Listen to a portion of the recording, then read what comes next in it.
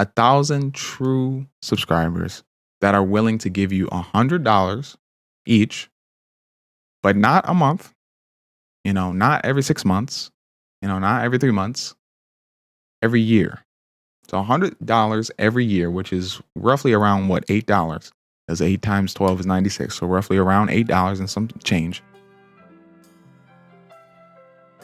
That equals $100,000.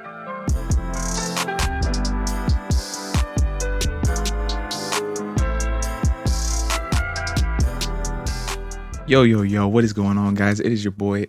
I was about to say Killer Expert, man. Wrong channel. It's your boy Cam back here with another podcast, episode 11, I believe.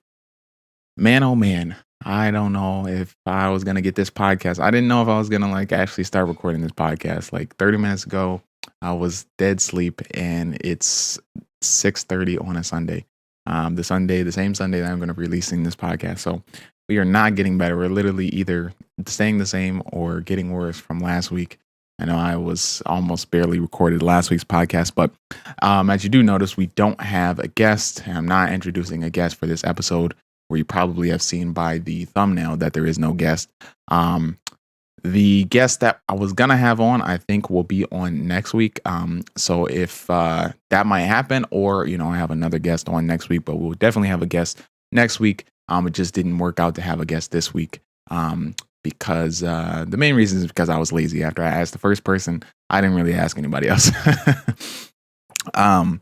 But yeah, man, just going through life, man. I've been I was looking at apartments, in the process of looking at apartments to back in the in wonderful State College, back at Penn State University, and somebody left a review saying that the appliances are of legal drinking age. And I was like, I don't know why that tickled me so much, but I'm like, man, these appliances is 20 plus, 21 plus years of age, man. I don't know, man. These renters be trying to rent out stuff and acting like they got refurnished things and everything, but it'd be from the 1990s, man. Anyway, yeah, man, we got some good topics as always. I'm not sure how long this podcast will be, but we do have some pretty good topics that I feel like I will elaborate on.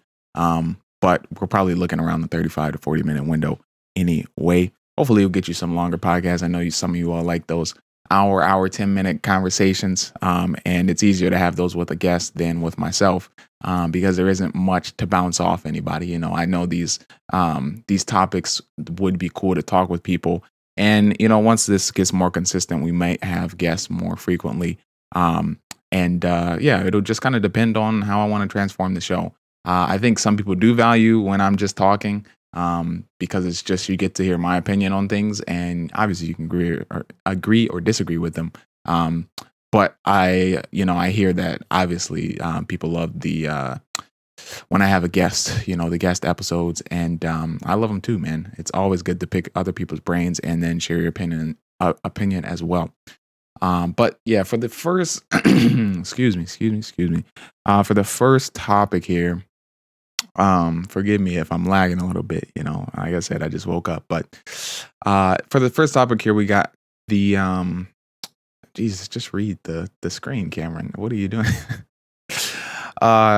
People are obsessed with numbers, man. I think we've talked about this before, but I think our generation specifically, Generation Z and maybe the early later generation of millennials, are just obsessed with numbers in terms of views, in terms of money, in terms of age, all of these things, man. The bigger is just better, and I know that's kind of just human nature. But it really can begin to affect the happiness of life when you think about numbers that have to meet a certain threshold to satisfy you. So let me ask you this question. I'll give you 3 or 4 seconds to think about it. How much money do you think the average person earns from 0 to 80? 0 to 80 years old. That's the average life expectancy is 79, 80.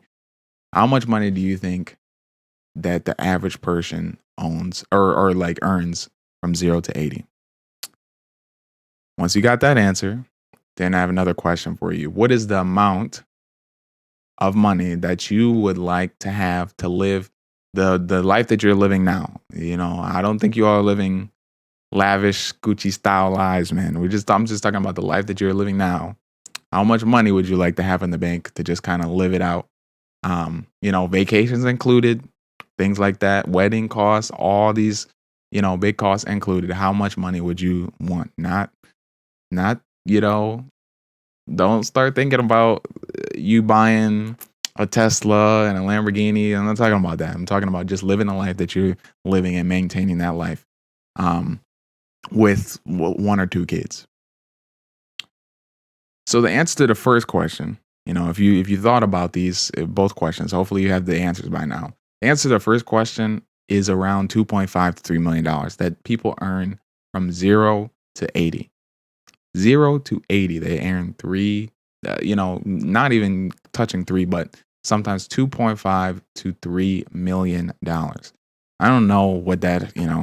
Wonderful. I wanted to ask that question, but I didn't do the math here. Let's see, 3 million divided by, let's just say you started working at 22. So then, was that 58 years? 3 million divided by 58. I guess you wouldn't necessarily be working at 80, but I don't know. That's around $51,000 a year. $51,000 a year. And you can account for inflation, and so be it. It's virtually the same amount that you'd be getting from a regular job, right? 51,000.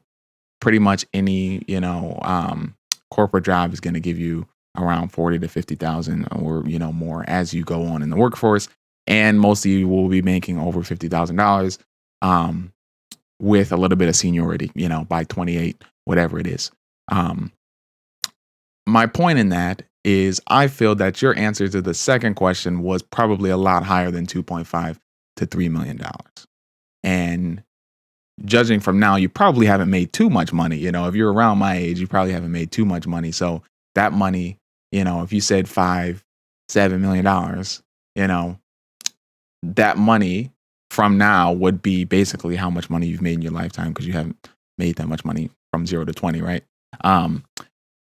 The whole point being, obviously, you guessed higher. I'm assuming that you did. Most people do guess higher than the average that is needed for a regular person. And then, like I said, that's including vacation costs, wedding costs. Having, I think, 2 kids was incorporated with the study. This is not living on the bare minimum. Yeah, I don't know how many times you went on vacation. You might only go on vacation every 2 years, that's good. I don't even think my family went on vacation because we didn't have any time, but we definitely didn't go on vacation every 2 years. But I'm rambling. The point, because I'm not getting into the point, is that we are kind of rooted in excess. We feel that we need way more than we do. And we just think that we need to be making 6 figures or, higher than one 6 figure, more than 100,000, like 200,000, 300,000 dollars a year to live, a great life. That just isn't the case. Even if you look at what your parents are spending, I mean, if your parents were, pretty wealthy, then, that may be a different story. But, if you just look at what the average person's parent was actually getting as income, it's not $100,000. And especially at at 30 years old, maybe 55 years old, they're around $70,000 to $90,000, which is great. But yeah, man, I just feel like, I don't know, our generation is obsessed with money, and that does not exclude me, man. I'm definitely, to a point, obsessed with money. Is like, man, if I could just get this amount of millions of dollars, it's not thinking even about in hundreds of thousands of dollars. I'm like, if I could get this amount of millions of dollars, then I could, do this. And it's like, man, that way of thinking is so, it can be so detrimental, because it's like, number one, that's going to take you a lot of work. Yes, there might be the lucky occasion where you're able to make it um, in, let's say, 5 years, like millions of dollars in 5 years. But the average person is not doing that. Even if you're making in the top 1%, you're still just making $300,000 a year. You're $300,000 a year times five, 1.5 million, and you're spending that, unless you're just really living very, very low below your means. Um, but odds are, if you've gotten a job that allows you to make $300,000 a year, you're probably a little bit older by now, and you have more responsibilities, a wife, kids, things of that sort, and maybe you have to business costs, whatever it is, but or student debt, any kind of debt that you have. Um, so yeah, man, I don't know. I think that topic could have been portrayed a little bit better right now. I was kind of, I'm waking up. Hopefully the next topic will be better, but it kind of leads right into that. Let me know what you guys think. I feel that our generation is obsessed with numbers, whether it be money, whether it be views. That's a whole different topic. In terms of just making your whole life about views and subscribers. And if you don't have this, then you're not popular, or you're not going anywhere in life. And I do want to bring this model into um, excuse me, into the podcast. And I think it's a very good perspective. Like I think it will change your perspective. Man, I'm burping left and right. I think it will change your perspective on how you look at content creation and being successful on the internet. And this is not, I want to make this clear that it probably was pretty simple to think about, but I've never really done the numbers in this fact. And it's very simple numbers, but this was from a YouTuber called Devin Nash. He does a lot of, he talks about the basically the ins and outs of making money online, streaming, things like that. And not just making money online like through drop shipping or things like that, more in the YouTube and content creation space. And he was doing like a talk for these people that were listening to him, and he like wrote out a plan, and he was like, say you have 1,000 fans, so let's just say 1,000 subscribers, 1,000 true subscribers that are willing to give you $100 each, but not a month, not every 6 months, not every 3 months, every year. So $100 every year, which is roughly around what, $8, because 8 times 12 is 96. So roughly around $8 and some change. That equals $100,000. That's $100,000. If one, this is not including any other source of income when you're talking about content creation. This is talking about just from fans. You have 1,000 true supporters that are willing to give you 12 a month, and you're just able to have that, fan base, just 1,000. You're making $100,000 a year. And so let's just say, well, okay, I have 2,000 subscribers. Well, 1,000 of them is 50%. They're not going to give me, I'm probably only going to have 20 of them, or maybe only 10 of them, give me give me money, give me money each month, or subscribe to something, or, donate $100 in a year, right? Well, let's bring it to the 1% margin. 1%, 1,000 is 1% of 100,000, right?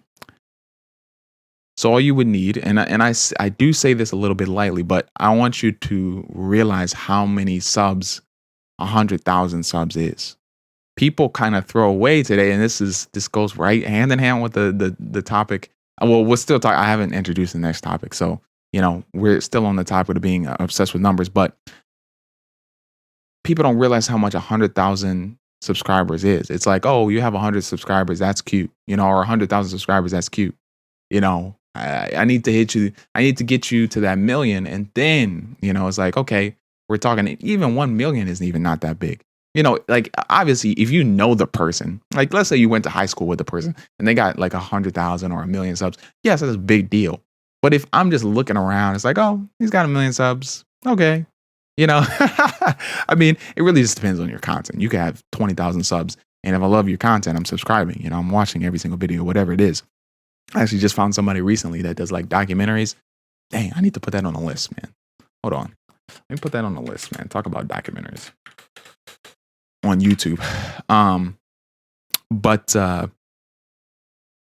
yeah, my whole thing is, the point in that example is to show you that even if just 1% of 100,000 people were to give you 812, $8.12, I'm just throwing the cents in there, every month, that can be a subscription to a Patreon. That could be subscription to YouTube. That could be donation. That's $8 a month. And people are willing to give that to you if you're providing them with excellent content. And that's 1%. That's just 1% of 100,000 people. That's $100,000. And that's not incorporating your ad revenue, your sponsorships, your affiliate marketing, any of your other channels, and all of the things, all the streams of income that come with that. This example, I feel, allows content creators and other people that aren't content creators to see the vision of how it is, to me, drastically easy once you build a fan base, to make money online. And this isn't, okay, well, I got to fleece the people, I got to fleece as many people as possible to, to make millions of dollars online. When you build up that trust and people want to give you that money because you have great content, and you continue to have the mindset that you always want to give the customer more than what you're charging them, more content, more value than what is worth of, that you're asking for, then your relationship with those people will never really die. They might become uninterested in your content, but it won't be because, number one, you scammed them, or you decreased in content value. They may have grown out of your content, or they just don't need it anymore because maybe your content is specifically teaching them how to do certain things, like a class. I'm obviously not going to take a physics 2 class 15 times. Maybe I did in college, but I'm not going to take a physics 2 class 15 times because I already know the knowledge, But yeah, man, and this also goes back to something that I heard the other day, where everybody knows Ninja, but Ninja was talking to this kid, and he was saying that in a single month, from a code that, it's called a creator code, but basically you could put like a little code from the person, the creator, and they could, people, followers of that creator could put this code into the store in Fortnite, the game Fortnite, and the creator would get like 5% or 10% of the sale of anything that was going on in the store that person bought, that put in their code. And he was talking about how he made, in the most in 1 month that he had ever made, was $5 million. And I was like, that's insane. Like, this man had about a 3-year run. He's still doing great. I'd love to see him have more viewers. I'm not necessarily super interested in this content just because I don't play Valorant or whatever the other games that he kind of plays. And I don't really play Fortnite anymore. But this man had a 3-year run and was able to capitalize off of other people, but in a way that never made you feel that he was becoming this rich. Like, it never made you feel that he was becoming 100 millionaire. Like, this guy is probably worth around $100 million, really, to be honest. He made $50 million in a year. Like, he's probably worth around $100 million. Him and his brand, and everything that he owns, which is actually insane, And he built that over 3 years, 2018 to 2021, or 2017 to 2020, let's say 2017 to 2020. That's insane. And the thing that he provided back was the content. His content was amazing. His content was exactly what people wanted to see. It was him dominating, being the best person ever. And he continued to give that content on stream. On stream, he would not miss a beat. He would always be winning on stream. He would always um, be giving the people exactly what they wanted on stream, keeping them entertained. And that's why people sub to him. That is why people sub to him. But I digress, man. Let me get a little drink here.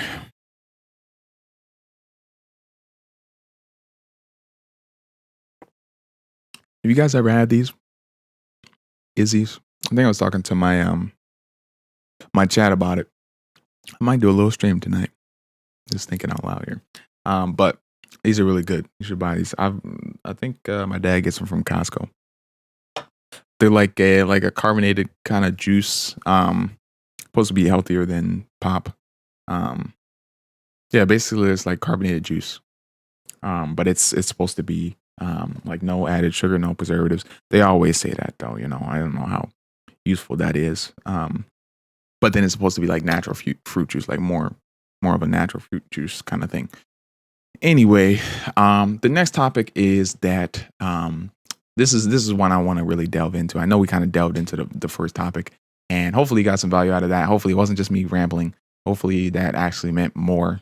It meant the same thing as it did to me as it did to you. But if not, that's why I have bars at the bottom of the of the YouTube thing, so you can scroll through and you can choose what topic. If I'm boring you on one topic, move to the next topic. All right. So the second topic is that the internet is not real life. Man, oh man, oh man. This is something I want to really delve into. As in our generation, I feel, I think all of these are going to start with like in our generation, blah, blah, blah, blah, blah. Anyway, in our generation, we spend a lot of time on the internet. And I think that's, in a lot of generations, but, now, a lot of generations now, but as we are coming up as a young generation, we are spending tremendous amounts of time on the internet. And from what we see on the internet, from what we experience on the internet, it can become hard to differentiate that from reality. And what I mean by that, or from the internet from reality, right?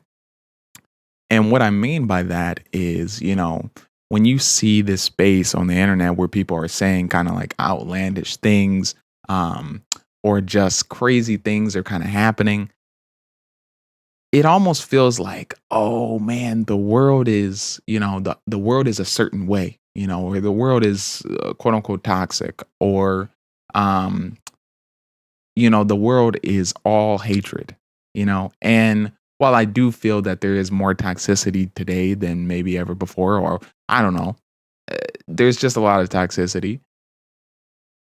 The thing is that these people that say these things online, whether it be hate comments or, just crazy outlandish stuff online, would never say that in real life. Like if you get off the internet, people when you walk downtown in your local downtown or whatever, the downtown of your city, people are not yelling at you these crazy things. They're not saying these things. Like it just isn't reality. And even if you were to just have a random conversation with a random person, they wouldn't say anything like crazy. Like it's people feel an extra layer of security on the internet because you can't necessarily get to them and reprimand them for their actions, or make them feel ashamed of their actions in the moment. And you often see when somebody is saying something crazy, outrageous, they aren't saying it on, in a video form like this, and everybody knows who they are with a large audience. They aren't doing that.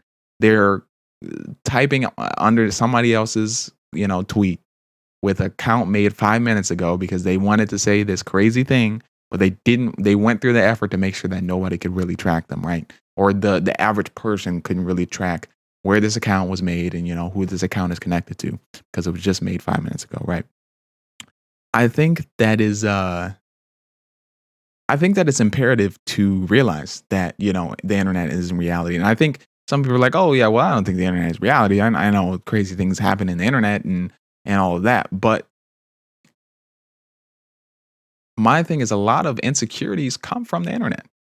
And if you truly realized that the internet wasn't reality, then you wouldn't feel those insecurities. And that, and I always say, I'm always the first to say that goes for me as well. My obsession with making money comes from the internet. I know that, yes, my parents were hard workers and, obviously I would want to provide for my family. That's great. Um, but it changed the definition of what providing for my family looked like. One definition that my parents said, maybe, let's say, even just $100,000, $100,000 a year once you're 40. Let's say that's the definition that they said. The internet is like, oh, well, you need to be making $500,000 a year to take care of all this and, to get this and to get that and to actually feel happy in life, is like, and while I don't necessarily care about the small things, I am still in the fact like, oh man, I really do need to be making $200,000 a year or I'm not successful. Like I really do need to, be making $200,000 a year at 19 to be successful. It's like, man, I'm 20 and then this person is 16 and they're making $1.2 million a year, man. What's going on? And that's where it becomes hard to separate the fact that internet is not reality. There's just a lot of the right word isn't stereotypes, but there's just a lot of excuse me, I don't know what the word is. There's a lot of prescribed norms on the internet, and people take it as reality. They take it as the actual norm in society, and it just isn't. You're always watching. Most of the content that you consume is consumed off of the top 1%, if not 10%. The top 10% of people in the world is what content you're consuming from. And when all of your consumption comes from those top 10% of people, you feel if you're not in the same realm with those top 10% of people, you're a failure. And that leads you to buy that person's course, to buy their, and I'm not saying the internet is all bad, but to buy, beauty products to look like this person, to go take I can't think of different things, but you know what I'm talking about, different classes to know about this subject because this person said that they made $1 million doing that. And man, have I went down that rabbit hole in terms of like not buying things, but like been like, all right, how is this guy making this amount of money? Do I need to buy this course? And, every time, because I'm so, I think the one thing that saves me on the internet is because I do so much research on certain things. The more research I do, the more the ideal falls apart. It's like, oh, well, this person did make $1.2 million or is in this position, but they also had $40,000 worth of capital to spend. They also had, got their real estate license because that's what they wanted to do and so happened to sell this building and blah, blah, blah, blah. It's like, oh, and then there's none of those buildings in my area, so I can't really do that, and I just use a real estate example for, for no purpose, or a specific reason, just as a random example. But, if you want to do another example, oh, well, this person goes to 5 different doctors in a day to look amazing. Like man, have I been amazed at like, not even, the whole makeup thing is a different thing, but like about how people that have enormous wealth have doctors for every single part of their body, like every single, I don't know how many different parts of the body there is, but every single different part of the body, they have a doctor for it. And that's why they be looking 20 when they're 40, man.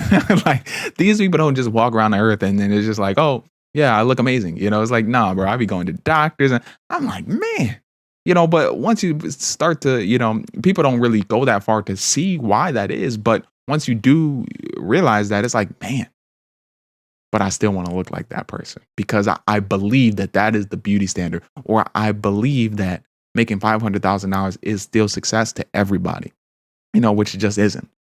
And I think that can just be a very harmful way in thinking. And I feel that it plagues a lot of our generation. And like I said, including me, not shy of, my own thoughts. And it will take a conscious effort to, kind of get away from that thinking. And yeah, I don't know. Let me know your thoughts down below about that. But I thought that was a really interesting topic. Um, and yeah, I just wanted to talk about third topic, third topic. We got building your own YouTube channel on rocks and not sand. I don't know why was so serious while saying that. Building your just having a good foundation of your YouTube channel and not building it on something flimsy that can go out of style very easily. This has been something that I've struggled with for a long time. Like I just said, I'm a person that likes to do a lot of research, just tons of research on certain things to make sure that the guarantee or the percentage of success is the highest possible. I know there's going to be a percentage chance of failure at all times, but I always want to make sure that the percent chance of succeeding is the biggest I can ever have it, right? And in that pursuit, I've definitely looked at a different, a ton of different ways to take my channels. And this kind of ties into the Cam's cheat codes that we will have. So this will be good, but it is almost imperative that you find or do something. Man, how do I want to say this here? I think that this pursuit of building something unique is what allows you to have build your YouTube channel on rocks and not sand. A lot of people hop on, YouTube. Sorry for moving the mic, but a lot of people hop on YouTube and they see these people making millions of dollars, and they're like, okay, well, I'm gonna just copy what he does. I'm gonna just do exactly what he does. And you can't necessarily do that because there's already a market. There's already a market for that, and it's saturated with that person. There might be a few people that come over to you, but you're not going to be able to reach anywhere near that amount of success with doing the exact same thing, right? And so there's a lot of people that are like, oh, just do reactions. Like reactions get a lot of views. That's cool. Now I've built my YouTube channel on the premise of somebody else's content. How does that look? Not even how does that look, but how is that scalable? How is that scalable for me, as a business? How do I scale that business in terms of reacting to other people? My content is only ever as good as their content. And yes, I could react to the top creators, but most likely you're watching that video by yourself. And then what am I actually adding to the reaction? It's like, oh, I'm laughing. I'm giving my opinions on it. Sure. But do you have the personality to be able to do that? Like there are some people I enjoy watching reactions, but it's only one. Like there's one person that I enjoy watching reactions, and I barely watch that from that person. To me, not a great thing to build your YouTube channel on. In terms of gaming, which is I had to kind of learn, and in the process of kind of migrating, but in terms of just hopping on the most popular game and playing it and expecting people to come, on the most popular game is what I'm specifically talking about, not gaming in general, but just hopping from game to game. Everybody's doing that. There's all of the top streamers are doing that. So if Shroud or Valkyrie or Ninja or, XQC, if they hop on the most, popular game, then how do you expect to hold your viewers, for, you got to be doing something different in that game, or yeah, they're just, you can't expect people to actually come to, watch your content because everybody else is already doing that stuff. So I think that I think it's just imperative that you think about when you start your YouTube channel or when you're starting really anything. Well, how is it different than? How is the idea different, or what is it that you're going to provide to the audience that is at least a little bit unique that will keep new customers, will bring in new customers and keep those customers? And I know we had a Cam's cheat codes about how um being different in everything isn't great. And I still believe that. But you can't be the exact same. You can't be a carbon copy of Ninja. you know, if you aren't the best in the game, it's just not gonna work. Because that's what his strategy was. In the scheme of things, it might not have been what he was planning for, but he was just the best person in this, in the sport, quote unquote, in the game. So that's why he got all the views. He was not the best person in the game. What else was differentiate him? Yeah, he was funny.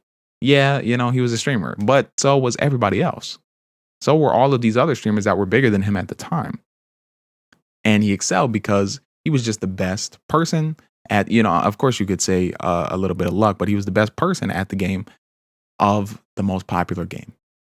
And you can either work really hard to get there, or you can find what is what you're skilled at and then add that value to YouTube, because that's a lot easier. Why go out and learn a new skill when there's something that every single one of you watching or listening is skilled at? Even though you may not think you are, which I'm still trying to learn. You're skilled at something and can bring value in some way. Once you're able to capitalize on that, then you can actually start putting out content that people will come back and actually cherish. They'll find value. Man, that's kind of very close to the Camps cheat codes, but we'll talk a little bit different. We'll talk about a few things different when I talk about the Camps cheat code. But yeah, I think that I was probably just watching a podcast and I heard people talking about how to just build your YouTube channel and just basically not building your YouTube channel on a unsolid foundation, because if it's built on an unsolid foundation, it's easy. It's very easy for everything around it to crumble. So yeah, man. Uh, I think why I was watching it. This goes with documentaries. Why I was thinking about this. It wasn't even a podcast. I thought of it, myself, but it was a documentary, or I guess I got inspired by it myself. I was watching a documentary of this guy I used to watch play like GTA, and he would always have these like titles that were super crazy clickbait kind of things, right? And I used to watch him, because he would give away things, and me being a 14-year-old, I was like, oh, I need some extra money for games and everything, so I subscribed to him and did all that stuff. But I was watching a documentary on him about how the rise and fall of his channel, and how he has like 6 million subscribers but doesn't really get any more views. And I think the name of the person is Lispy Jimmy, if you want to go check that out. But the person that did the documentary was Sunny V2, I believe, and he was just saying how, like, man, this man gained 6 million subscribers, which is like just almost impossible amount of subscribers to gain, but because it was built on hype of things that were not happening in these games, he would say fake things or promise fake console giveaways or gift card giveaways. Then his whole channel really collapsed. He has 6 million subscribers and is only getting 10,000 views a video. And that is a little bit more extreme case of building your your YouTube on sand and not rocks. But it just goes to show that things can get views, things can get people's interest. But if you haven't built out a structure for how you want that to actually build upon itself, then it's really just an in the moment thing. It's not going to last that long, and that's the number one way to shorten even a short internet career. We all know that these internet careers cannot last forever, but it's a surefire way to make it the shortest possible internet career you'll ever have. By not actually building out the business idea and expanding into something that actually adds value to the customer. So yeah, I don't know. It's a tough thing, man, because it's like it's almost never, you can never do right. But I hope I will find my the thing I'm good at. But this actually goes right, man. My topics are actually on point. Everything is going right into the next topic. The next topic is like, how do you make people believe you know something? You ever like realize how you just trust somebody on the internet with valuable information, like let's say finance, you just trust that person. There are people on the internet that you probably trust in terms of information on how to do your taxes or information in how to grow wealth. You know, how did that person learn that information? That all that information is on Google.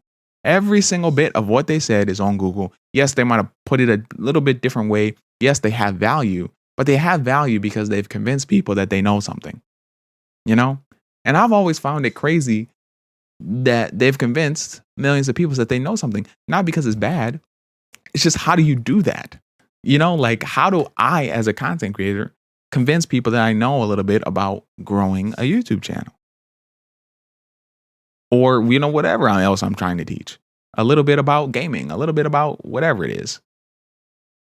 That has always been a fascinating topic. And I think that, it goes back to the thing of finding what is unique to you and what are you actually good at? What are you actually good at? I'm not talking about high school degree, diploma, a college degree, a master's degree, a doctorate degree. I don't care about that. That might have made you good at something. I mean, if you're all the way at doctors, maybe, you're probably pretty good at that thing you got a doctor's in. But I'm not talking, most of us are not, or either just done with bachelor's degree or, not even there, not, haven't even got a high school diploma. So what are you actually good at in life? And how, to me, that's been a daunting question from day one. I've probably been thinking about that since I was 15. What am I actually good at? And then once you get the answer to that hard question, how do you sell it online? Like, not actually sell it, but how do you actually sell that you're good at it online? And that'd be, I think it does just come down to, kind of years of trust, trust making. You have people that consistently come to you for content and you're consistently delivering and they see results, then obviously they're going to continue to trust them. I trust a certain person for financial advice, and on, YouTube. And that's because I watched many of his videos. I tried some of his stuff and it worked, or it made sense. He was able to explain it in a way that made sense, was in, actual legal documents, of how people get money. And then he showed how this portrayed or how this connected to people that are actually wealthy. I think that's a big thing, how you show what you're talking about is actually applicable to the real world and somebody that's actually done it.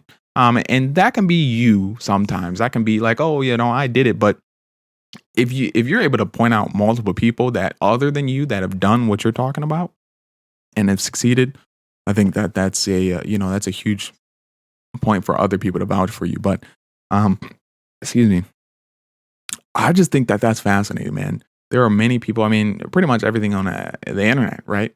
It's just convincing you that you're, and not everything. Some content is just, funny. Like there's, okay, I gotta say, 60 to 70% of the people are spreading knowledge and that. But it's like, how do I know that you actually know that thing? How am I just fully trusting? Like you could literally tell me that whatever's in that engine, you could just name a part and I would believe you. That's how reputable, people are on the internet.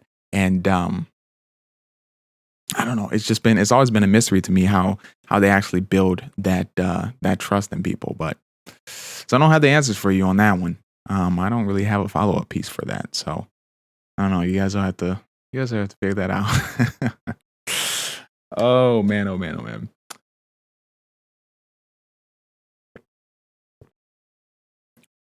We'll go on that journey together, man. I don't know, maybe I'll update you if I get a little bit of an answer there, but that's just a question I'm proposing to you all.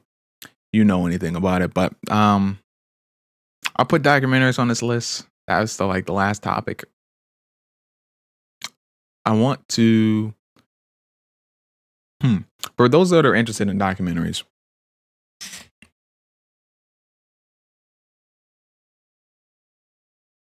two people you should check out. James Janney. That's just the regular span. Man, I have to sneeze or something. That's why I keep over my nose, man. James Janney is just James and then Jani. I try to put his content or his YouTube in the top right hand corner there. But James Janney, he does like really professional. The first I've seen of consistent like professional documentaries where he spends a lot of time editing it. And when I say professional, I just mean very, very, very, very well edited, where he spends weeks at a time editing these documentaries, and they're 20 to 40 minutes long. Um, and it's about topics that you probably are interested in. Wealth accumulation, like laws of attraction, um, cryptocurrency, stock market, things that I guess if you're interested in financial niche, he does, he's done rise and falls of certain gamers. If you're interested in that, I know that's kind of my audience. So, if you are interested in documentaries, go check him out. And then there's another guy, Sunny V2, I believe. And I'll try to put his channel also in the top right hand corner. He does a lot. He's really known for his like rise and fall series of different YouTubers that you've seen or haven't heard of, or haven't heard from in a long time because they were popping in 2013, right? Um, but I mentioned those to say that I feel that documentaries will be a huge part of YouTube going forward. And that's why I want to kind of transition some of my content to documentaries. As you all know, my 2096 documentary my 2096 video will be a documentary, and I want to start doing that with a lot of my content. I think it'll kind of make it a little bit fun to watch. It'll be dramatized for no reason, but it'll just make you want to watch it. Instead of I don't know, putting in a plain context or whatever it is. I'm working on that documentary. I'm working on 100 days of Modern Warfare streams. I'm working on that documentary. That's around like 45% done. That thing is taking forever. If you think 29 and 6 took forever, I mean, I still haven't released it to, but, if you think 29 and 6 is taking forever, that is going to take forever, man. Hopefully I can have that out sometime in the summer. But we'll see. I believe that it will become a big part of YouTube because number one, there's a huge market for it. That guy James Janney that I mentioned has around 750,000 subscribers, and he had like 600,000 subscribers a few months after he posted his first 2 or 3 videos. And he's been on YouTube for about a year now. It kind of feels weird.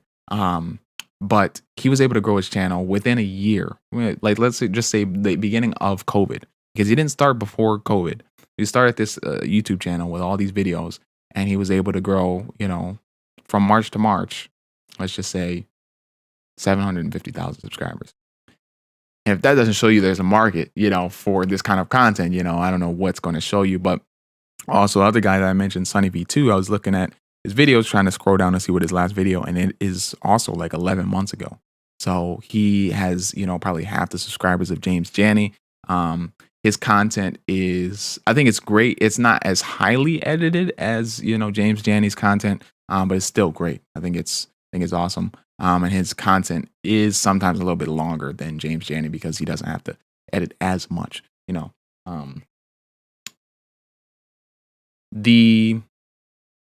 I think why documentaries are going to have a space, like, yes, I've said that they are going to have a space and there's a big audience for them. I think why, I don't know. I enjoy documentaries. I think that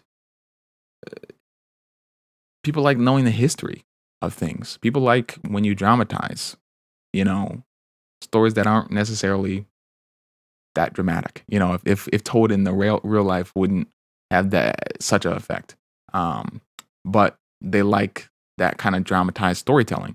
YouTube has always been based around storytelling, and when you include it in dramatized storytelling, then it becomes something of even more interest to those that are willing to watch. But I also see like documentaries and things becoming popular for the other reason of people want to see the behind the scenes. Now, these aren't the kind of documentaries that these people do, the 2 people I named, but there will be documentaries, that you've even seen from big YouTubers every probably 6 months, I believe, from here on out. where they're going to put out documentaries of certain things that have happened in their life. I believe we're going to see a documentary from Logan Paul about his, all his training. I believe there's tons of footage we haven't seen from his sparring and, ups and downs that he's had. And I'd be interested in watching that because I'm personally invested in, seeing that fight, or, other internet quote unquote drama, or, you know, um, whoever you're interested in YouTube, you want to see how they were successful or how they overcame challenges, or challenges you didn't even know were there, that they had to deal with, and how they dealt with them. Because like I said last week or the week before, in podcasts, people like to see, they like to see the behind the scenes, but they like to see the real person. Like to see more of the raw, uncut footage of that person, and not the polished, hey guys, it's KX Gaming here. They like to see that, those people are struggling too, because it's very hard to put yourself on the same level, with somebody. Let's just use Logan Paul as an example, who's making millions of dollars. It's hard to put yourself, even though I'm human, he's human, or the viewer's human and he's human. It seems like he's out of the stratosphere, just based on how you look at his content, and the things that he does, and mass scales, and all of that kind of stuff. It's hard to look at him as just a regular human that has problems, goes through struggles that most of us all do.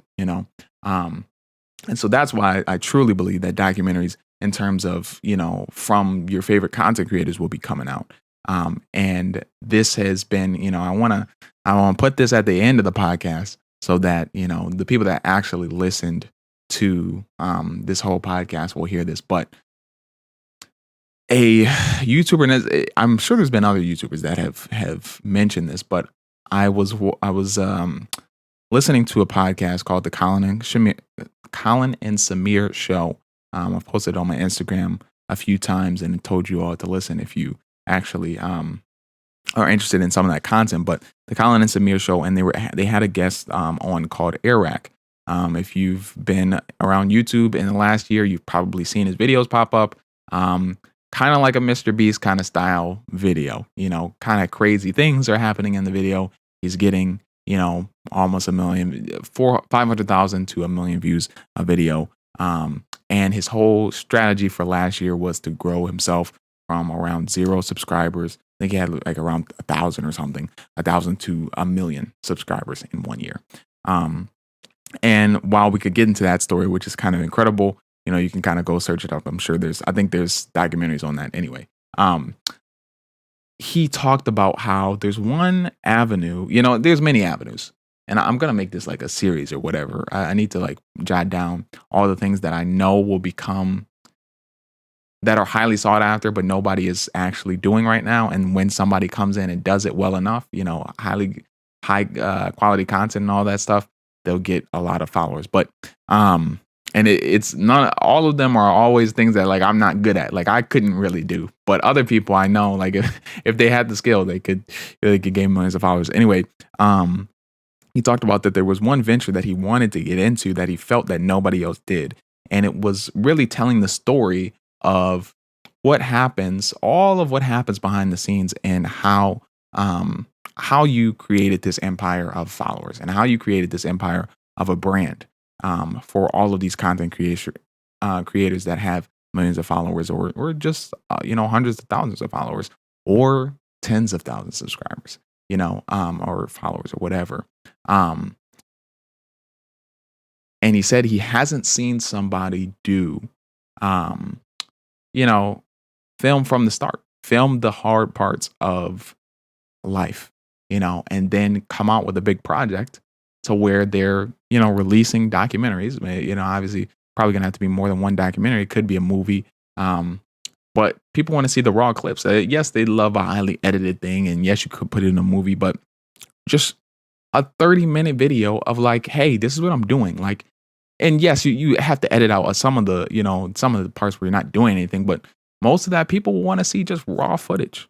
But he said that if somebody were to imagine, if you were to have seen Ninja do that, if you were to have seen Ninja streaming for 7 years, bro, all the ups and downs, and when he doubted himself for 7 years, If you were to see that footage, how valuable that footage would be today, everybody would watch it. And when I say everybody would watch it, millions of people would watch it because it has value. It shows where the human struggles that Ninja had to face that we already talked about this, but um and I think that's something I want to do. And I have been working on this project for over 3 years. And so I have a lot of, the struggles that I face, and I have 600 subscribers total. You know, I've been, filming myself and, the ups and downs and, all the different kind of things that I've had to deal with or whatever in life. So that when I am able to get to that point of, um, that I feel is success, I'll be able to kind of release those documentaries. I'll be able to, and when I say documentaries, I just mean maybe I just release a video. Like I just titled the video the day that I took it and be like, hey, this is how I was feeling on that day. Maybe I create another channel for that, or maybe it's on my, one of my channels that's already created. We'll see. But I think that's that's going to be a huge thing. I think documentaries are going to be a huge thing, but I just think the behind the scenes work, which is often showcased in documentaries, is going to be a huge thing to capitalize on in the future. So if you are thinking about doing a YouTube channel, this is my advice to you. That is prime advice. Film yourself going through the ups and downs, man. Film it. I don't care if you're crying your eyes out, man. Like, film yourself going through the ups and downs, because people will be able to resonate with it when you're actually at the top. And people, you will never kick yourself more. I'm even kicking myself, even though I've been recording this for 3 years. I'm even kicking myself in some, things that I didn't record for myself. And I'm also a huge guy of being present. I'm not shoving a camera into anybody's face or even into my face all the time. It's just about, once you've assessed the situation or whatever you're in, just taking a 5-minute clip of how you're feeling, how things are going, how it's affecting the YouTube channel, different things. You're done. And this is just on really major events. You don't have to film yourself every day. You get home from work being like, oh, day 755, I got home from delivering pizza and still have no subs. Like, nah, man. But I think you all get what I'm saying. But yeah, definitely record yourself if that's something you're comfortable with. Obviously, it isn't for everybody, but if you want to bring extra content to your viewers, that's the one right there. And I'm just saying, it might be behind a little bit of, I don't want to say a paywall. It's not really a paywall, but for those that really support me, maybe that's on my Patreon. Maybe I only put a couple of clips on my YouTube, and more of that raw uncut footage is on my Patreon. I haven't created a Patreon or anything yet, but maybe that comes with subscribing to the YouTube channel in terms of being a member or whatever. Maybe you get access to that kind of content.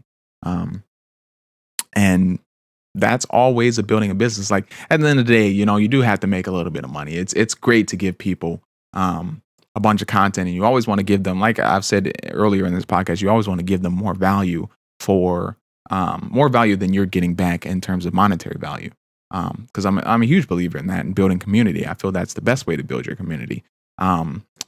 But you also do have to be looking at ways to monetize that, and people are willing to pay for that. A prime example of everything I've just been talking about in terms of documentaries is Jeff Wittick's documentary series. If you haven't watched that, definitely go take a look. Well, I don't know, if you don't know anything about him, you might not be interested in it, but I think it's still an interesting story. Even if you don't know anybody involved with, David Dobrik or the Vlog Squad or anything, I think it's still a huge story. I think actually I've seen people that didn't even know who he was, didn't know who Jeff Wittick was, didn't know who David Dobrik was, or any of those people around him were, and said, we're like, man, this series is so addicting.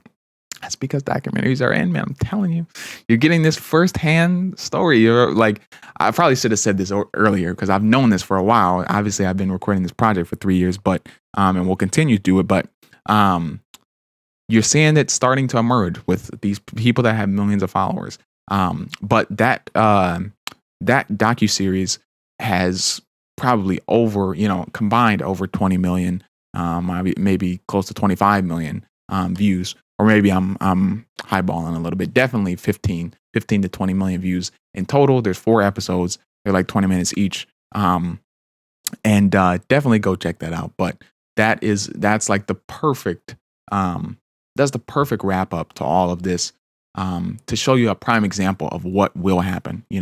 A tragic accident happened. He's been gone for like a year, and he filmed the progress of what happened in the accident, how he recovered, all of the things he was going through, all of the dark moments, that he didn't feel that he was going to be comfortable sharing, that he still put in, to help other people. And that, his goal was to help other people through the struggle. But that raw and uncut footage can help anybody through anything, because we're all facing some of the same issues that no matter how much you want to say it's just me, other people are facing it too. So I probably missed something. I felt like there was something else I wanted to tie into this, but that is the whole spiel about documentaries. I'm actually glad I talked about that. I wasn't going to talk about it, but yeah. Yeah, we got to an hour of content, man. I hope this has been a pretty good podcast. Hopefully, you probably skipped past a little bit of the boring part or a little bit of where I was rambling earlier and got to this part, because I think this can be definitely very valuable, or maybe just good to listen to if you don't want to take any of the advice, or you're not into content creation or anything, or you've just seen the trend and you're just like, oh yeah, cool. But definitely good advice for content creators or people that want to build a career on the internet, man. Definitely.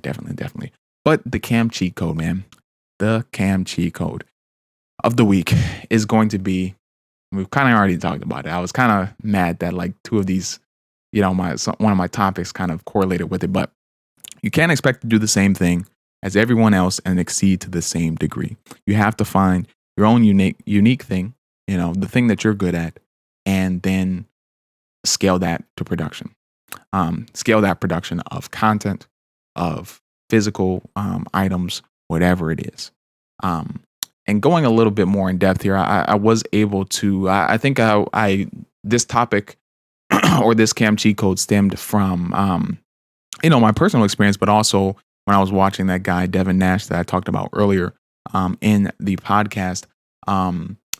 His, he was just talking about in his talk and how people get on. He was specifically talking about how people get on streaming, like Twitch. They'll get on Twitch and they'll be like, okay, I'm going to stream the most popular game. And because it's the most popular game, people will find me.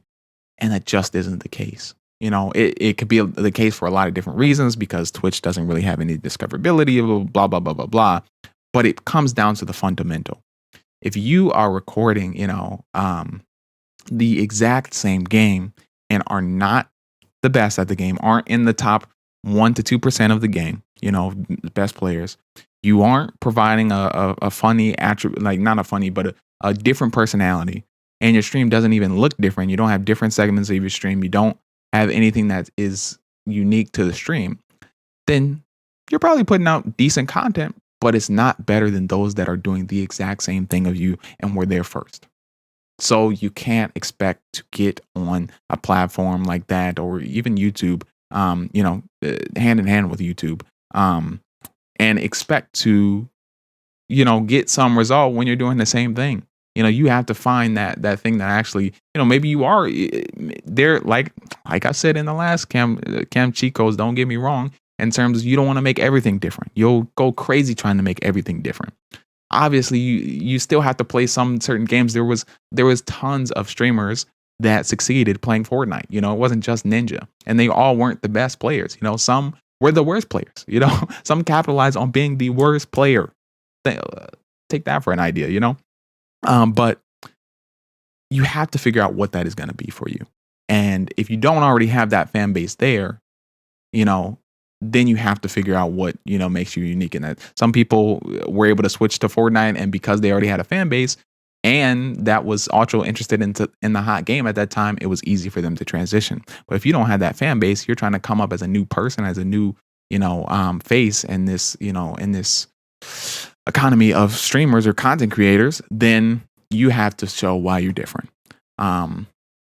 And it's hard. That's what I'll say, man. It's hard. If you, I know if you just skip to the Cam's cheat codes, you might not have heard me say it earlier, but it is probably the hardest thing that you will ever do on YouTube. But once you find it, it's amazing. Have I found it yet? No. So, you know, it's something, man. It's something. But I know that I know what has to happen, through figuring this stuff out. I know what has to happen and what I have to bring to people in terms of a different value of content, and or a different type of content or a different, whatever it is, man. I think I'm all over the place now, man. I gotta end this podcast, but I hope you enjoyed the podcast. Like I was saying, we'll have a guest on next week. It's definitely gonna be a good whatever. I'm thinking of like 3 people in mind. Whichever one it is, it's gonna be an amazing podcast next week. So definitely tune in for episode 12 of the Camp Chronicles podcast.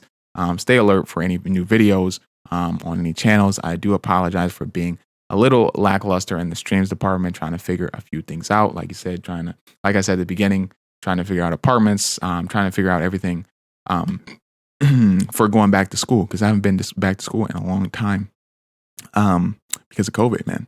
And then I also took this semester off. So with all those things combined, it's been like a year and a half, and just getting all that stuff situated, it takes a lot of time.